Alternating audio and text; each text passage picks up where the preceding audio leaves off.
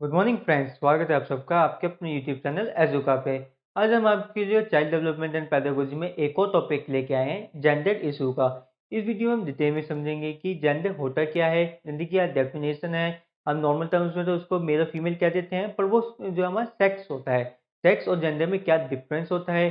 फिर हम समझेंगे कि जेंडर बायसनेस क्या होती है, जेंडर डिस्क्रिमिनेशन क्या होती है, जेंडर स्टीरियोटाइपिंग क्या होती है, और ऐसे कुछ और टर्म्स के बारे में हम डिस्कस करेंगे।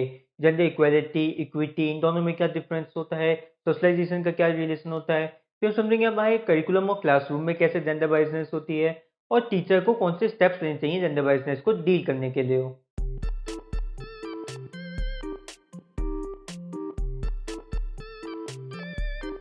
सबसे पहले हम समझते हैं जेंडर होता क्या है।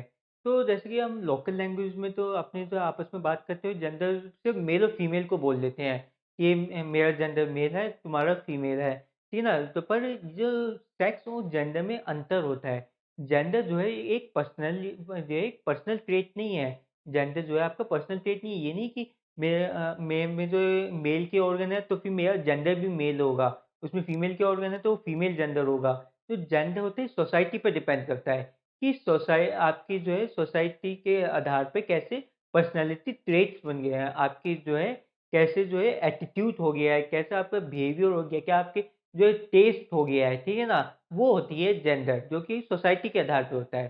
फॉर एग्जाम्पल ये समझिए कि जो सबसे बेसिक यूनिट डिवीजन होती है सोसाइटी में, जैसे सोसाइटी को अलग अलग पार्ट्स में डिवाइड किया जाता है। कोई जो है रिच और पुअर के आधार पर डिवाइड करता है, कोई रिलीजन के आधार पर डिवाइड करता है, कोई कास्टिज्म के आधार पर डिवाइड करता है। पर सबसे पहला और सबसे बेसिक जो डिवीजन होता है वो आपके सेक्स के आधार पे होता है कि या तो आप मेल होंगे या फिर फीमेल होंगे,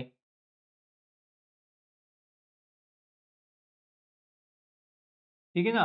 और जब भी डिवीजन होता है सोसाइटी में, किसी भी आधार पे डिवीजन होता है, तो कुछ फीचर्स भी जुड़ के आ जाते हैं। जैसे कि अगर रिच और पुअर में ही हम डिवीजन कर रहे हैं तो हम कुछ फीचर जोड़ देते हैं कि जो रिच होगा वो बहुत ही क्रूअल होगा, जबकि जो हमारा पुअर है वो बहुत ही ज्यादा पोलाइट होगा, उसका दिल बड़ा होगा। रिच का दिल जो है छोटा होगा। रिच जो है इंटेलिजेंट होगा, पुअर जो है कम इंटेलिजेंट होगा। रिच जो है एम्बिशियस होगा, पुअर कम एम्बिशियस होगा। पुअर जो है हैप्पी होगा, रिच जो है बहुत ही ज़्यादा ग्रीडी होगा। तो ये हमने कुछ फीचर जोड़ दिए, जो हमने जो है एक स्टीरियोटाइपिंग सी कर दी है कि जो रिच जो होंगे सारे के सारे रिच ऐसे होंगे, सारे के सारे पुअर ऐसे होंगे। उस जो भी भले ही रिच पुअर की बात नहीं है, जब भी हम डिवीजन करते हैं तो हम फीचर जोड़ देते हैं, क्लास के साथ एक फीचर जोड़ देते हैं। जैसे कि हम जो है कास्टिज्म भी होता था पहले के समय में, तो जो है वो फीचर जोड़ दिए जाते थे कि जो ब्राह्मण्स हैं वो इस तरीके के, वो पढ़ाई लिखाई में होंगे, क्षत्रिय हैं वो लड़ाई में होंगे, उनका नेचर भी क्षत्रियों का फिर वो यही एक्सपेक्ट करते थे कि जितने भी क्षत्रिय क्लास के लोग हैं वो सब के सब जो है एग्रेसिव होंगे, बहुत ही ज़्यादा मस्कुलर होंगे, ये सब कुछ अटैच कर दिया जाता है।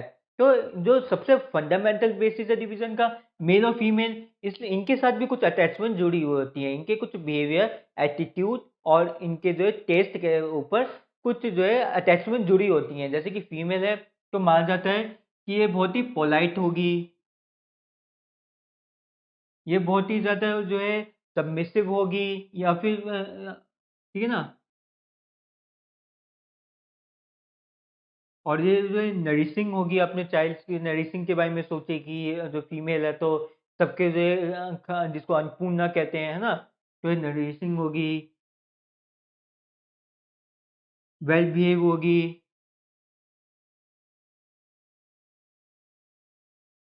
डिस्टर्ब अगर हम मेल की बात करते हैं, अगर हमारे जो मेल के साथ फीचर जुड़े होते हैं वो होते हैं मैस्कुलर होगा, या फिर एग्रेसिव होगा, बहुत ही ज़्यादा थोड़ा जो रूडी होगा होगा रूडी मतलब थोड़ा जो वाइल्ड होता है ना, जो बार बार गुस्से में आ जाता है, ठीक है ना। थोड़ा रूडी होगा, एग्रेसिव होगा, मस्कुलर होगा। तो ये सब हमने फीचर्स जोड़ दिए हैं हमारे मेल्स और फीमेल के नाम पे, कि उनके जो बिहेवियर, उनका एटीट्यूड, उनका टेस्ट कैसा होगा। तो इसी को ही हम जेंडर कहते हैं। ये जो हम सोसाइटी के द्वारा थोपे गए हैं, ये जो फीचर्स थोपे गए हैं मेल और फीमेल पे, इसी को हम जेंडर कहते हैं, ठीक है ना। मतलब आप खुद ही सोच के देखिए, ऐसा क्यों होता है कि सभी मेल्स ये एक्सपेक्ट किया जाए कि वो जो है एग्रेसिव होगा, वो जो है थोड़ा मस्कुलर होगा। क्या फीमेल मस्कुलर नहीं हो सकती? क्यों नहीं हो सकती? नेचर ने तो मना नहीं किया ऐसा कुछ। ये तो सोसाइटी की कन्वेंशन है कि जो फीमेल मस्कुलर नहीं होनी चाहिए, मस्कुलर फीमेल को जो है गर्ली होना चाहिए और बॉयज़ को गर्ली नहीं होना चाहिए। जैसे कि आप कोई गर्ली बॉय को देखते हो तो आप सोचते हो कि ये अच्छा नहीं है, इसे गर्ली नहीं एक्ट नहीं करना चाहिए या फिर ऐसे बोल देते हैं ये बहुत ही ज़्यादा गर्ली बॉय है, ठीक है ना? पर क्यों नहीं हो सकता? इसमें क्या बुराई है? अगर आप ओपन माइंडेडली सोचोगे तो इसमें कोई बुराई नहीं है, वो उसका पर्सनल चॉइस है, उसका पर्सनल टेस्ट है। पर सोसाइटी में ये कन्वेंशन है कि बॉयज़ को हमेशा मस्कुलिन होना चाहिए, गर्ल्स को गर्ली होना चाहिए, इसलिए सबके सब जो है उसको उसी हिसाब से देखने एक्सपेक्टेशंस जोड़ देते हैं उसके साथ कि अब वो उसी हिसाब से करेगा तो हम उसको अच्छा मानेंगे वरना बुरा मानेंगे। तो बच्चा भी जो है उसी हिसाब से अपनी जो है एटीट्यूड को, अपने बिहेवियर को ढालने लग जाता है और इसी को हम जेंडर रोल कह देते हैं, ठीक है ना? अब हम समझते हैं कि जो बच्चा होता है अर्ली चाइल्डहुड तक इस अपने जेंडर को अटेन कर लेता है। जो बच्चा होता है अर्ली चाइल्डहुड तक वो सारे फीचर्स को अटेन कर लेता है कि मतलब उसका कैसा एटीट्यूड होना है, कैसा बिहेवियर होना है, उस आधार पे अपना जेंडर डिसाइड कर लेता है, ठीक है ना? पर उसके बाद वो स्टेबल हो जाता है। जो हमारा जेंडर होता है ये जो है स्टेबल होता है और अर्ली एज तक अचीवेबल होता है, अचीवेबल एंड स्टेबल।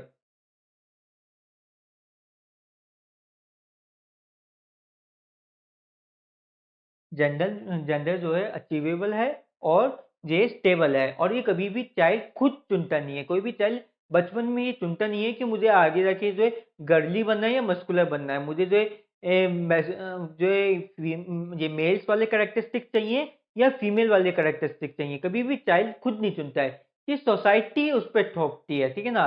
तो ये हमारी जितनी भी जेंडर होता है, जेंडर जो है सोसाइटी पे थोपा जाता है। ये चूज़न नहीं होता है। कोई भी चाइल्ड कभी भी चाइल्ड को ये फ्रीडम नहीं दी जाती कि वो अपना जेंडर खुद चुन पाए, ठीक है? अब हम जेंडर और अगर सेक्स के बीच में डिफरेंस की बात करें, सेक्स तो भई वो तो भगवान से ही डिसाइडेड होके आता है। मतलब जो भी अगर आप में एक्स-एक्स क्रोमोसोम्स आए होंगे, तो फिर आप फीमेल बन जाओगे, एक्स-वाई क्रोमोसोम्स आए होंगे, तो आप मेल बन जाओगे। वो तो सब कुछ लक पे डिपेंडेंट होता है, चांस बाय चांस होता है और उसको चेंज नहीं किया जा सकता है। उसको अचीवेबल भी नहीं होता है और चेंजेबल भी नहीं होता है, सेक्स जो होता है हमारा। पर जो हमारा जेंडर होता है ये अचीवेबल होता है और सोसाइटी के आधार पे ही हमें जो है डिसाइड किया जाता है, ठीक है ना? तो हम कह सकते हैं सेक्स जो है बायोलॉजिकल फिनोमिना है और जेंडर हमारा सोशल फिनोमिना है।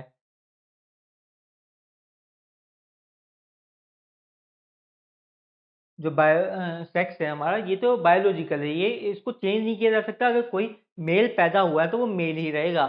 वो अब कितना ही उसके मन में उमड़ रहा हो कि मैं फीमेल बन जाऊँ, कुछ भी बन जाऊँ, तो बन नहीं सकता है। अगर उसे बायोलॉजिकली वो मेल है तो मेल ही रहेगा, बायोलॉजिकली फीमेल है तो फीमेल ही रहेगा। पर वो अपना जेंडर बदल सकता है, मतलब अब वो अपना जो है फीचर्स बदल सकता है, अपना एटीट्यूड, अपना स्टाइल, अपने रहन-सहन का तरीका, अपना जो है कपड़े पहनने का तरीका, अपना कल्चर, अपने फ्रेंड ग्रुप सब कुछ चेंज कर सकता है, ठीक है ना? उसी के आधार उसी बोलते हैं हम जेंडर कि उसका लाइफ़स्टाइल क्या होगा, उसकी ईटिंग हैबिट्स क्या होंगी, ठीक है?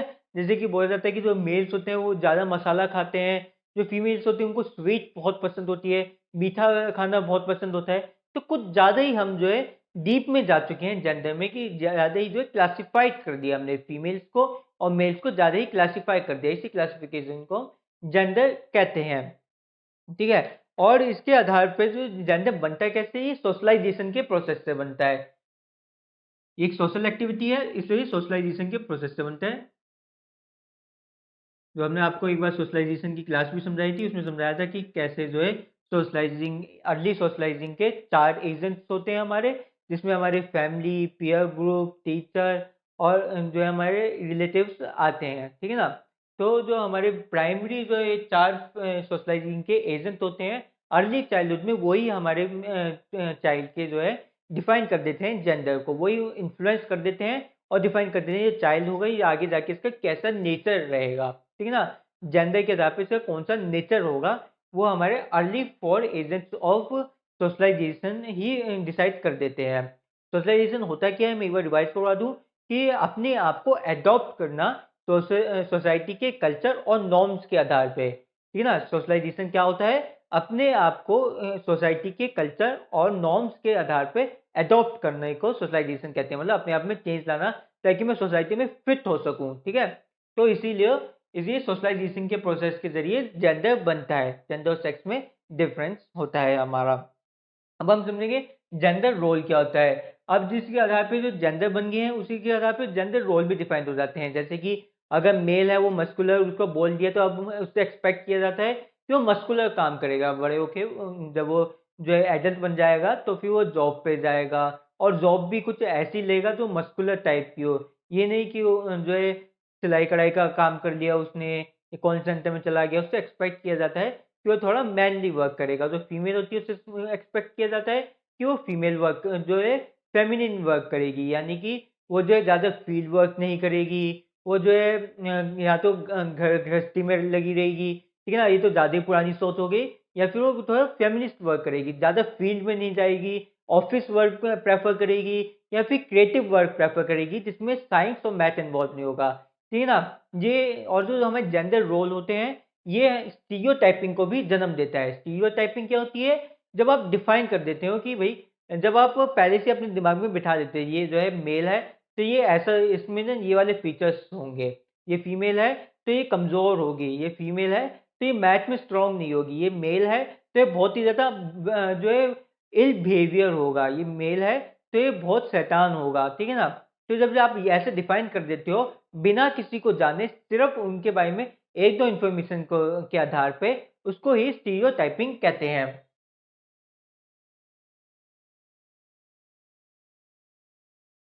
अब हम समझेंगे बायसनेस किसे कहते हैं और डिस्क्रिमिनेशन किसे कहते हैं।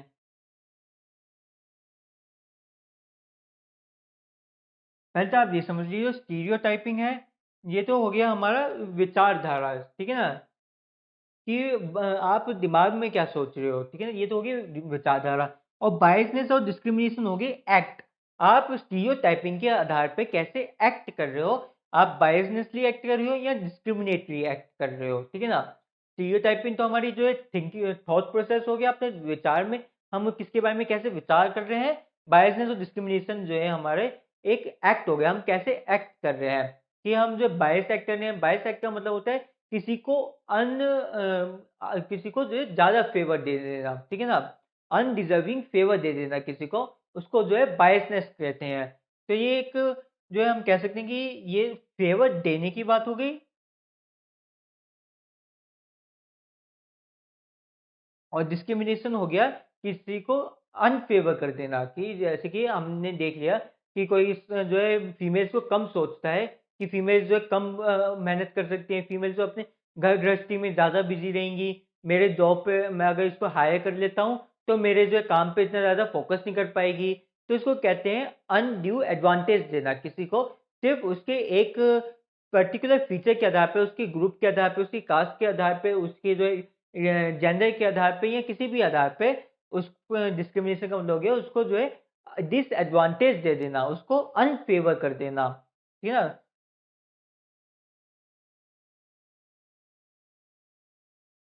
इन दोनों के बीच में बहुत ही बारीक सा डिफरेंस है, इसको समझने की कोशिश करिए। बायसनेस हो गया जब आप कुछ लोगों को, सिर्फ पर्टिकुलरली कुछ ग्रुप को ज़्यादा जो है फेवर कर रहे हो, ज़्यादा कुछ एडवांटेज दे रहे हो। दूसरा डिस्क्रिमिनेशन हो गया जब आप कुछ लोगों को, सिर्फ पर्टिकुलर कुछ लोगों को जो है अनफेवर कर रहे हो, डिसएडवांटेज दे रहे हो। जैसे कि अगर हायरिंग करनी है, अगर मैं जो एक हायरिंग कमिटी में बैठा हूँ, मुझे जो है 10 लोगों को हायर करना है, ठीक है ना? मेरे पास मेल्स भी आते हैं, फीमेल कैंडिडेट्स भी आते हैं। पर मेरे में माइंडसेट है, जो मेल्स वाला है, वो बहुत ही ज़्यादा जो है स्ट्रॉन्ग होता है। मुझे तो मस्कुलर आदमी चाहिए फील्ड वर्क के लिए हो, ठीक है ना? मुझे ये फीमेल से कोई प्रॉब्लम नहीं है, मैं फीमेल्स की रिस्पेक्ट करता हूँ, मैं जानता हूँ कि फीमेल जो है जो डेस्क वर्क को अच्छे से करते हैं। पर मेरे में माइंडसेट है कि मेल्स अच्छा काम करेंगे। तो इस फिर मैं बोलूँगा, तो मैं बायस्ड हूँ, मैं मेल्स के प्रति बायस्ड हूँ। दूसरी तरफ मेरे में भावना है कि फीमेल्स इंफीरियर होती हैं। मैं सोच रहा हूँ कि फीमेल्स जो है कम मेहनत कर पाती हैं, तो मैं फीमेल्स को कम जो है पॉइंट्स दूंगा। इसको कहते हैं डिस्क्रिमिनेशन। जब मैंने उनको नेगेटिव पॉइंट्स दे दिए तो वो डिस्क्रिमिनेशन कहलाएगा। जब मैंने किसी पर्टिकुलर चीज, किसी पर्टिकुलर ग्रुप को ज्यादा पॉइंट्स दे दिए, फेवरेबल पॉइंट्स दे दिए, तो वो बायसनेस कहलाएगी। यही डिफरेंस होता है तीनों में। अब हम समझेंगे इक्वालिटी और इक्विटी में क्या डिफरेंस होता है, ठीक है ना। इक्वालिटी और इक्विटी में क्या डिफरेंस होता है, ये सब बहुत ही ज़्यादा कॉमन सी टर्म्स हैं। हम जो है सिनोनिम्स के तरीके से इनको यूज़ कर लेते हैं, पर इनमें बहुत ही गहरे मतलब छुपे होते हैं।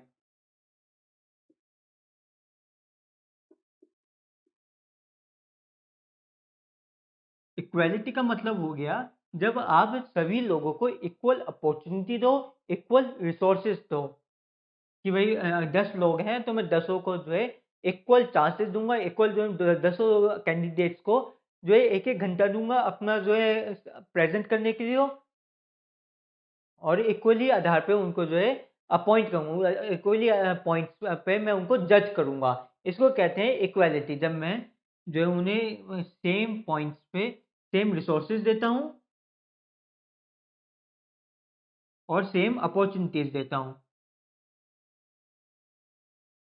डिजिटल इक्विटी क्या हो गया? जब हम जो रिसोर्सेज़ और अपॉर्च्युनिटी का डिस्ट्रीब्यूशन है, इस आधार पे करें कि हमारा आउटकम जो है इक्वल आ जाए। समझिए ना? कि इसमें तो हमने जो है रिसोर्सेज़ इक्वल जो है रिसोर्सेज़ और अपॉर्च्युनिटी दे दी थी और इसमें हम रिसोर्सेज़ और अपॉर्च्युनिटी का डिस्ट्रीब्यूशन करेंगे, इस आधार पे कहेंगे कि आउटकम जो है इक्वल आ जाए। कि इसमें जो है डिस्ट्रीब्यूशन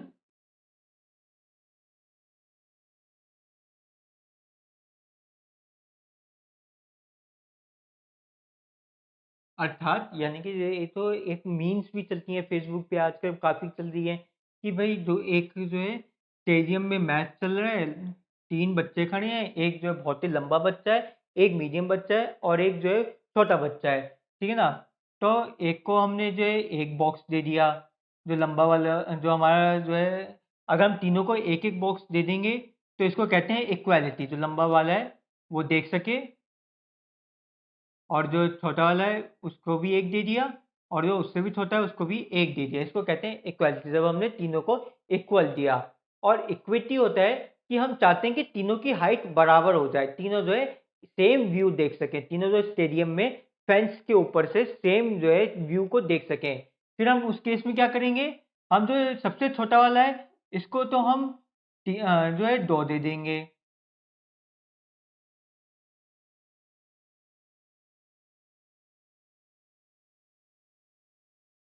और जो मीडियम वाला है उसको 1 ही दे दिया हमने। ठीक है? इसको 2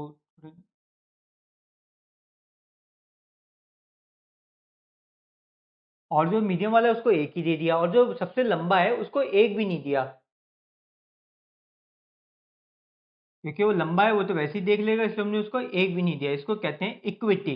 जब हमने जो है इस आधार पे दे दिया कि दोनों तीनों के तीनों बराबर हो जाए। यानी कि अगर एक अमीर आदमी है, एक गरीब आदमी है और एक मिडल क्लास है, तो हम तीनों को मिडल क्लास बना देंगे। हम अमीर से पैसा छीन लेंगे और गरीब को दे देंगे और ताकि तीनों के तीनों जो है मिडल क्लास बन जाए। तीनों बराबर आ जाएँ, तीनों के पास रिसोर्सेज़ बराबर आ जाए। इसको कहते हैं इक्विटी। और इक्वालिटी हो गई कि तीनों को ही बराबर अपॉर्चुनिटी दे दी। अगर कॉलेज में अगर एडमिशन लेना है तो तीनों को एंट्रेंस टेस्ट देना पड़ेगा। अमीर गरीब कुछ नहीं देखूंगा मैं, जो भी मुझे एंट्रेंस टेस्ट में पास होके दिखा देगा मैं उसको एडमिशन दे दूंगा। इसको कहते हैं इक्वल अपॉर्चुनिटी देना और इक्वालिटी करना। और तीनों को जो है तीनों से पैसे छीन छीन के बराबर बांट देना। अब जो है आउटकम देखूंगा मैं, तीनों को मैंने बराबर पैसे बांट दिए हैं, तीनों को जो है बराबर अब जो है उनके जो बैकग्राउंड है तीनों का बराबर हो गए। तीनों ही अच्छी कोचिंग कर सकते हैं, अच्छी तरीके एजुकेशन पा सकते हैं, अच्छी किताबें खरीद सकते हैं। अब मुझे पक्का यकीन है कि तीनों के तीनों का जो आउटकम आएगा तीनों के तीनों सेलेक्ट हो जाएंगे मेरे। ठीक है ना? इसको कहते हैं इक्विटी। अब हम समझेंगे कि हमारे एजुकेशन सिस्टम में कैसे ये प्रिवेल करती है, कैसे अब ये gender biasness, gender discrimination prevail करती है हमारे एजुकेशन सिस्टम में, हमारे टीचर के पॉइंट ऑफ व्यू से भी और हमारे स्टूडेंट के बीच भी कैसे ये प्रिवेल करती है। तो सबसे पहले हम क्लासरूम की बात करेंगे कि क्लासरूम में कैसे जेंडर बायसनेस देखने को मिलती है। जो टीचर होती है वो हमेशा जो है भी एक नया टीचर आया है क्लास में तो वो हमेशा ये एक्सपेक्ट करेगा जो गर्ल्स हैं वो मुझसे अच्छे से वेल बिहेव्ड होंगी, जो बॉयज़ होंगे वो बहुत ही ज़्यादा रूडी होंगे, बहुत ही नॉटी होंगे, बहुत ही ज़्यादा जो है डिस्टर्बिंग होंगे, डिस्ट्रैक्टिंग होंगे, बार-बार शोर मचाएँगे। वो ये एक्सपेक्ट करके जाते हैं जब भी वह एक टीचर जाते हैं पहली बार किसी क्लास में या पहली बार जो है बच्चे आते हैं क्लास में, नया बैच स्टार्ट होता है तो टीचर हमेशा ऐसे एक्सपेक्ट करते हैं जो कि गलत बात है। कभी भी कुछ भी जो है आप जब भी नए बच्चों से मिलो तो बिल्कुल क्लीन स्लेट से मिलना चाहिए, बिल्कुल जो है प्लेनली मिलना चाहिए कि जो भी बच्चे आए हैं सबके सब बराबर हैं, कोई भी अच्छा भी हो सकता है, कोई बुरा भी हो सकता है, अब मैं उनको ऑब्जर्व करके मुझे पता चलेगा कौन अच्छा है कौन बुरा, ना कि सिर्फ इस आधार पे कि ये गर्ल है तो ये वेल बिहेव करेगी, ये बॉय है तो ये जो है रूडी होगा, बहुत ही ज़्यादा नॉटी होगा। ठीक है ना? और कुछ टीचर ऐसे भी एक्सपेक्ट करते हैं कि जो बॉयज़ होंगे वो हार्डकोर सब्जेक्ट में ज़्यादा अच्छे होंगे। हार्डकोर यानी कि आपके साइंस और मैथ। वैसे तो हार्डकोर और सॉफ्टकोर सब्जेक्ट जैसा कुछ नहीं होता है, सभी सब्जेक्ट इम्पोर्टेंट होते हैं। पर सोसाइटी में ऐसा माना जाता है कि साइंस और मैथ जो है हार्डकोर होते हैं और सोशल साइंस, कल्चर, आर्ट ये सब के पॉल साइंस ये सब के सब हमारे सॉफ्टकोर सब्जेक्ट होते हैं। गर्ल्स को माना जाता है कि वो सॉफ्टकोर सब्जेक्ट में ज़्यादा अच्छी होती होंगी और जिस भी सब्जेक्ट में मैथ, लॉजिकल रीज़निंग जैसी चीज़ें आती हैं, उनमें बॉयज़ अच्छे होंगे। ये भी एक जो स्टीरियोटाइपिंग एक बायसनेस होती है, ठीक है ना? तो जो टीचर होता है, क्लासरूम में हमेशा ही इस तरीके से बायसनेस हमें देखने को मिलती है कि जो टीचर होता है हमेशा यही सोचता है कि जो बॉय अगर कोई झगड़ा हो रहा है किसी लड़के और लड़की में, तो टीचर हमेशा यही सोचेगा कि जो लड़के की गलती होगी, यही कुछ शैतानी कर रहा होगा, लड़की तो वेल बिहेव्ड होती है। लड़की तो कभी कुछ गलत कर ही नहीं सकती, ठीक है ना?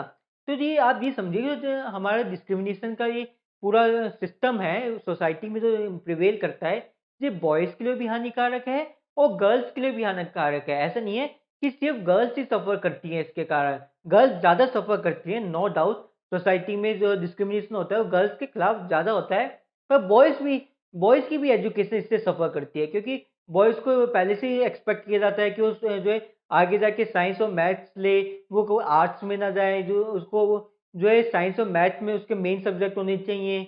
वो जो है सोशल साइंस में इतना अच्छा परफ़ॉर्म नहीं करेगा पर साइंस और मैथ्स में परफ़ॉर्म करेगा या फिर वो जो है बहुत ही रूड ही होगा, वो जो है बहुत नॉटी होगा। तो ऐसे सब कुछ एक्सपेक्टेशंस करी जाती हैं और जब वो इन एक्सपेक्टेशंस पे खरे नहीं उतरते, तो वो सफ़र करते हैं।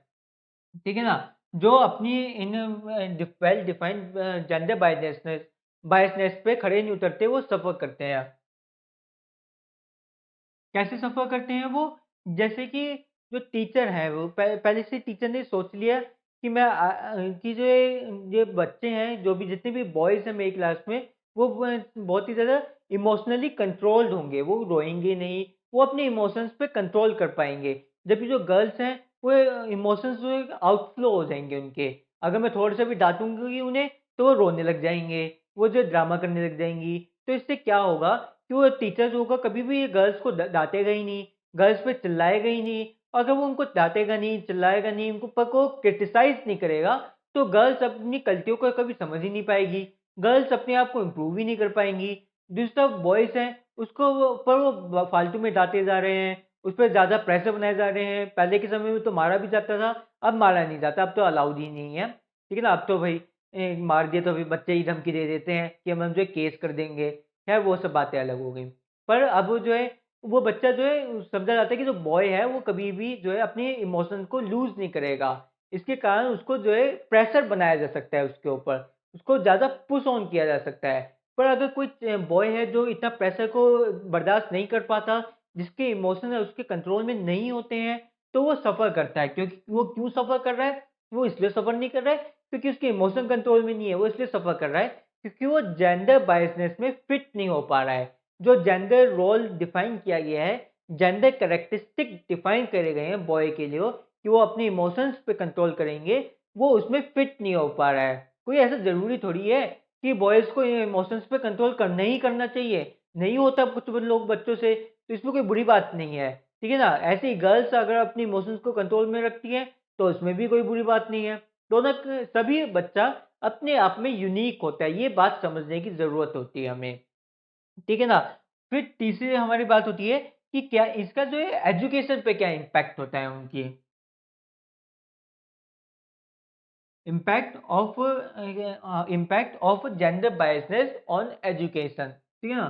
तो हम देखते हैं जो टीचर होता है वो हमेशा एक्सपेक्ट करेगा कि जो टीचर क्या एक्सपेक्ट करता है कि जो हमारे बॉयज़ हैं वो जो है अच्छा स्कोर करें और जो है मैथ और साइंस में स्कोर करें, जबकि वो गर्ल्स पे से ज़्यादा एक्सपेक्टेशंस नहीं रखता, ठीक है ना? तो वो अगर गर्ल्स से ज़्यादा एक्सपेक्टेशन नहीं रखेगा तो वो ज़्यादा कोशिश नहीं करेंगी, ठीक है? और वो अगर वो कामयाब भी हो जाती हैं तो उनसे जो वो सोचेंगे कि ये लक बाय हो गया। मतलब ये समझिए कि अगर बॉय जो है कोई कामयाबी हासिल कर लेता है तो वो सोचेगा ये मेरी वो इनबिल्ट इंटेलिजेंस के कारण हुआ है। और गर्ल्स अगर कोई अच्छा स्कोर करती है तो सोचेंगे मैं हार्ड वर्क के कारण हुआ है। समझ रहे हो ना इससे कितना ज़्यादा भयानक इम्पैक्ट पड़ रहा है। एक तरफ बॉय है, उसने एक एक टर्म में जो है बॉय ने टॉप किया, दूसरे टर्म में एक गर्ल ने टॉप किया। जब गर्ल ने टॉप किया तो वो सोचेगी कि मेरी हार्ड वर्क के कारण मैंने टॉप किया है। मेरे अंदर जो कोई इनबिल्ट टैलेंट नहीं है, मेरी आईक्यू इतनी ज़्यादा नहीं है, पर मैंने जो अपने हार्ड वर्क से जो है अचीव किया है। ठीक है ना? जो इसके लिए बहुत ही ज़्यादा हानिकारक हो गया गर्ल के लिए, क्योंकि अब जो है वो अपने आप को अंडर एस्टिमेट कर रही है, वो अपने टैलेंट को पहचान नहीं रही है। दूसरा बॉय है, उसने जब टॉप किया तो वो सोच रहा है कि मैंने जो है मेरे पास इनबिल्ट ही इतनी ज़्यादा आईक्यू थी, इतना ही ज़्यादा जो है इंटेलिजेंस था कि मैंने टॉप कर दिया। मैंने पढ़ा लिखा तो कुछ नहीं था, मैं तो बस जो है एग्जाम से 2 दिन पहले जो है किताब खोली थी, पढ़ लिया और टॉप कर दिया। जैसे कई बच्चे ऐसे बात भी करते हैं, ठीक है ना? तो वो सोचते हैं कि मेरा जो है अंदर ही जो है मैं आईक्यू पैदाइश ही इतनी ज़्यादा है। मैं बॉय हूँ तो मेरी जो है मैथमेटिकल स्किल्स ज़्यादा होंगे, इस कारण मैंने टॉप किया, ना कि अपनी हार्ड वर्क के कारण। पर इससे तो बहुत ज़्यादा बुरा इम्पैक्ट पड़ेगा बॉय पे। वो अपने हार्ड वर्क को एप्रिशिएट नहीं कर रहा है। अब जो बॉय है, जो कह रहा है कि मैंने सिर्फ़ एग्ज़ाम से 2-3 दिन पहले वो किताब खोली थी, पढ़ लिया था, इसमें ये तो मेरी जो है इंटेलिजेंस है। अब वो उस बॉय ने अपनी हार्ड वर्क को जो है एप्रिशिएट नहीं किया है। अब वो आगे जाके फ्यूचर में वो हार्ड वर्क करने के लिए इंस्पायर नहीं हुआ है, जो कि बहुत ही बुरी बात है। दूसरा वो हमारी गर्ल जो है, वो जो है हार्ड वर्क को उसने एप्रिशिएट कर लिया, वो आगे जाके हार्ड वर्क और करेगी, पर उसका सेल्फ कॉन्फिडेंस लूज़ हो गया है। वो ये नहीं समझ पा रही है कि वो ऐसे भी हो सकता है कि बचपन से इंटेलिजेंस हो, उसका दिमाग बहुत अच्छा हो, ठीक है ना? वो सोची कि मैं बस हार्ड वर्क कर रही हूँ इसलिए कामयाब हो रही हूँ। अब जो टीचर की एक्सपेक्टेशंस होती हैं, वो भी बॉयज़ और गर्ल्स के लिए डिफ़र करती हैं।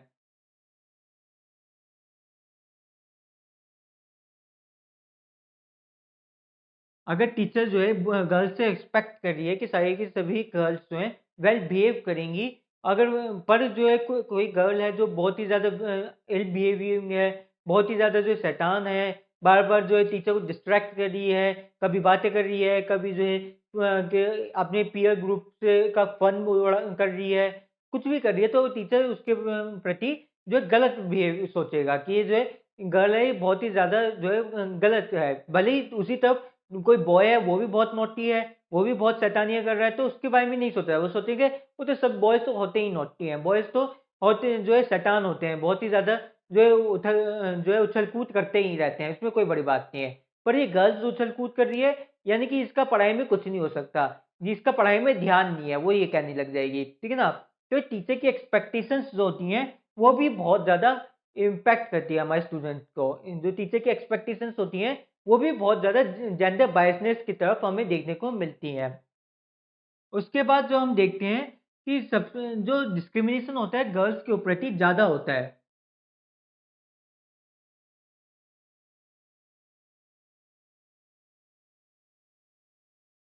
वैसे डिस्क्रिमिनेशन तो वही जेंडर बायसनेस से इम्पैक्ट तो दोनों को ही होता है, गर्ल्स को भी होता है, बॉयज़ को भी होता है, पर गर्ल्स को ज़्यादा होता है क्योंकि हमारी सोसाइटी जो है मेल डोमिनेटिंग सोसाइटी है, तो गर्ल्स को हमेशा जो है डिसएडवांटेज पे मिलता ही है। जब भी बायसनेस होगी, गर्ल्स को ज़्यादा डिसएडवांटेज मिलेगा। दोनों को ही नुकसान है, बॉयज़ को भी, गर्ल्स को भी, पर हम देख रहे हैं कि गर्ल्स को ज़्यादा है क्योंकि गर्ल्स से तो एक्सपेक्टेशन ही नहीं रख रहा है टीचर। टीचर तो सोच रहा है कि भई बस जो है ज़्यादा स्कोर की उम्मीद ही नहीं रखता है टीचर, ठीक है ना? ना ही वो टीचर जो है उस गर्ल को ज़्यादा डाँटता है, ना ही उसको जो है ज़्यादा फ़ोर्स करता है कि भई तुम जो है अच्छे स्कोर क्यों नहीं लाए तुम जो है मुझे तुमसे ज़्यादा एक्सपेक्टेशंस थी, मुझे तो तुमसे 95 की थी, तुम सिर्फ़ 90 क्यों लाए? वो कहेगा चल 90 है ना बढ़िया, अच्छे अच्छे मार्क्स लाए हैं। पर बॉय से कहेगा कि तुम अपने स्कोर पे जो है ध्यान दो, पढ़ाई पे ध्यान दो, कल तुम अपने पेरेंट्स को बुला के लाना, बॉय से बोलेगा। पर गर्ल से कभी भी ये नहीं बोलेगा अपने पेरेंट्स को बुला के लाना, कहेगा जितने भी आए अच्छे आए।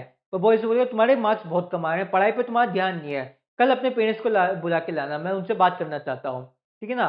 तो ये गर्ल्स के प्रति डिस्क्रिमिनेशन हो गया। और जो अटेंशन दी जाती है बार बार, जो है टीचर जो है क्वेश्चन पूछेगा वो बॉयज से पूछेगा, ज़्यादा क्वेश्चन पूछे जाते गर्ल्स से कम पूछेगा, उन पर ध्यान कम देगा क्योंकि उसका जो है टीचर भी जो है ह्यूमन ही होता है।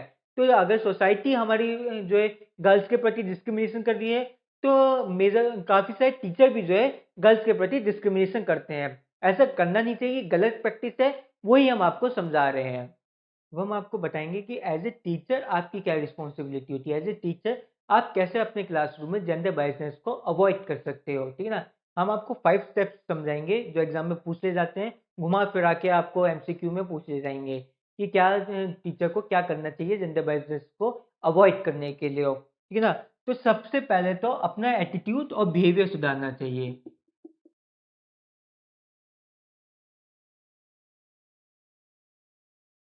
ठीक है ना? पहले तो अपना एटीट्यूड और बिहेवियर सुधारो। खुद को जो है ये ऐसे बनाओ कि आप जेंडर बायस्ड ना हो। खुद ऐसे बनाओ कि आप डिस्क्रिमिनेटरी ना हो। ठीक है ना? मतलब वो कहते हैं ना, कहावत है कि दूसरों से पहले खुद की जय करो। पहले खुद में ऐसे बनो जैसे आप सोसाइटी को चाहते हो। जो चेंज आप सोसाइटी में देखना चाहते हो, पहले अपने घर से शुरुआत करो। पहले अपने आप को बदलो। उसके बाद ही आप चाइल्ड से बोल सकते हो, अपने स्टूडेंट से बोल सकते हो कि तुम भी मेरी तरह जो है जेंडर बायसनेस को अवॉइड करो। ठीक है ना? और वो कैसे कर सकते हैं अपने बिहेवियर में कि भाई जो है मेल और जो बॉयज़ और गर्ल्स हैं दोनों को बराबर अपॉर्च्युनिटीज़ दो, दोनों से बराबर क्वेश्चंस पूछो, ठीक है ना? और दोनों से बराबर एक्सपेक्टेशंस रखो। ऐसी बात नहीं है कि अगर बॉय है तो फिर ये जो है वेल बिहेवियर होगा, या बॉय है तो फिर ये जो है इल बिहेवियर होगा, गर्ल वेल बिहेव होगी। सब बराबर ही है, कोई भी वेल बिहेव कर सकता है, कोई भी इल बिहेव कर सकता है। उनको ऑब्जर्व करो और फिर उनकी पर्सनैलिटी पे कमेंट करो।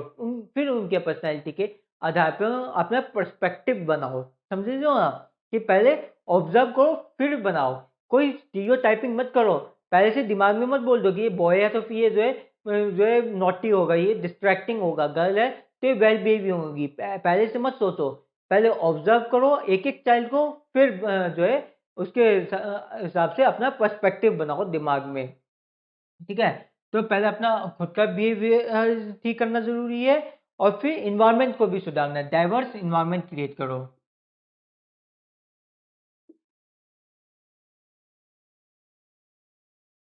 डाइवर्स एनवायरनमेंट का क्या मतलब हो गया कि मतलब टीचर अगर कोई एग्जांपल्स ले रही है, कोई लिटरेचर पढ़ा रही है, कोई जो है लॉजिकल रीजनिंग का क्वेश्चन करवा रही है, तो उसमें एग्जांपल कुछ इस प्रकार के लो जो कि जेंडर न्यूट्रलनेस दिखाए, जो कि दिखाए कि जेंडर न्यूट्रल एग्जांपल्स दो।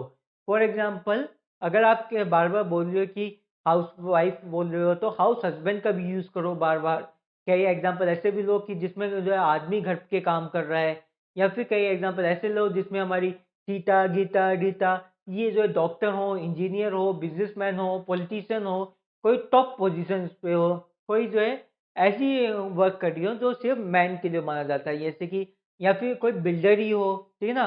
बिल्डर, कॉन्ट्रैक्टर, ऐसी जॉब जो है, कारपेंटर, ऐसी जॉब जो है अपने एग्जाम्पल्स में गर्ल्स को भी दे के देखो। आप ऐसा रिप्रेजेंट करो कि गर्ल्स कुछ भी कर सकती हैं, बॉयज़ भी कुछ भी कर सकते हैं। जो वो करना चाहें, जो उनकी टेस्ट हो, जो उनका एटीट्यूड हो, जो उनके बिलीफ हो, उस आधार पे अपना जो है ऑक्यूपेशन चुन सकते हैं बॉयज़ भी और गर्ल्स भी। ठीक है ना? तो डाइवर्स एनवायरनमेंट क्रिएट करना ज़रूरी होता है। उसके बाद ज़रूरी होता है कि जो है ब्रॉड रोल्स बहुत सारी एक्टिविटीज़ करवाओ।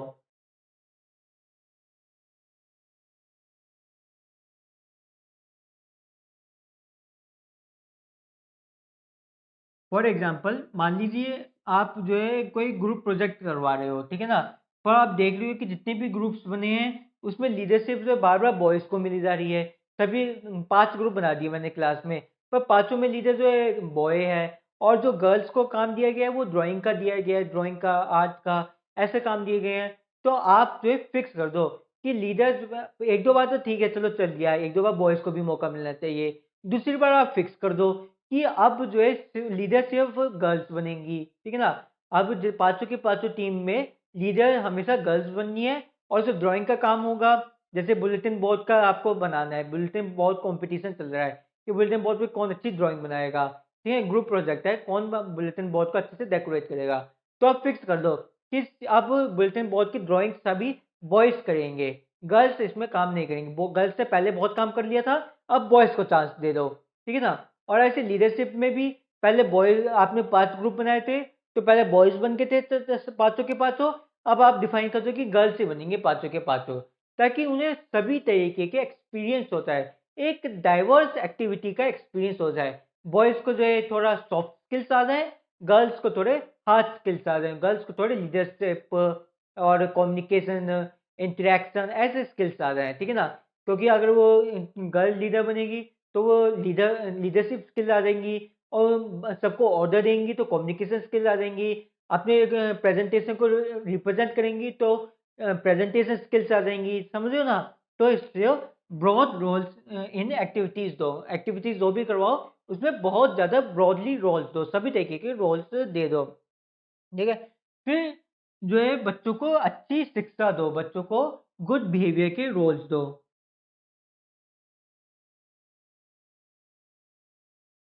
मतलब पहले तो हमने बोल दिया अपना एटीट्यूड और बिहेवियर सुधारो, उसके बाद बच्चों का भी सुधारो।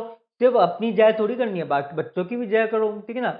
बच्चों को भी पहले तो खुद सुधरो, पहले तो खुद जो है जेंडर बायसनेस मत दिखाओ, उसके बाद बच्चों को भी समझाओ कभी भी जेंडर बायसनेस नहीं दिखाना चाहिए, कभी भी गर्ल्स को कमज़ोर मत समझो, कभी बॉयज़ को जो है ये मत समझो कि वो इमोशनली स्ट्रॉन्ग होने चाहिए, मस्कुलर होने चाहिए, जो भी है सब कुछ जेंडर न्यूट्रल रहो, बच्चों को समझाओ। और उसके साथ में उनको ये भी समझाओ कैसे दूसरों की फीलिंग्स का मज़ाक नहीं उड़ाना चाहिए। अगर कोई जो है गर्ली बॉय है, तो उसको जो है फीलिंग्स का मज़ाक नहीं उड़ाना चाहिए। अगर कोई जो है हमारा मैस्कुलर गर्ल है, तो उसकी फीलिंग का मज़ाक नहीं उड़ाना चाहिए, उसका मज़ाक नहीं उड़ाना चाहिए, उसकी जेंडर चॉइस के आधार पे, ठीक है ना? तो अपनी थिंकिंग को ब्रॉड रखो बेसिकली, नैरो थिंकिंग मत रखो, अपनी ओपन थिंकिंग रखो। ये हमें समझाना चाहिए गुड बिहेवियर में। उसके बाद गर्ल्स के ऊपर जो है गर्ल्स की रिस्पेक्ट करना भी सिखाओ।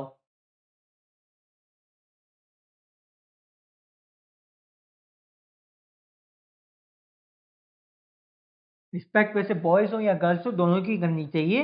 पर हमारी जो है सोसाइटी है वो बहुत ही ज़्यादा मेल डोमिनेटिंग है, तो गर्ल्स के ऊपर ज़्यादा जो है डिस्क्रिमिनेशन होता है।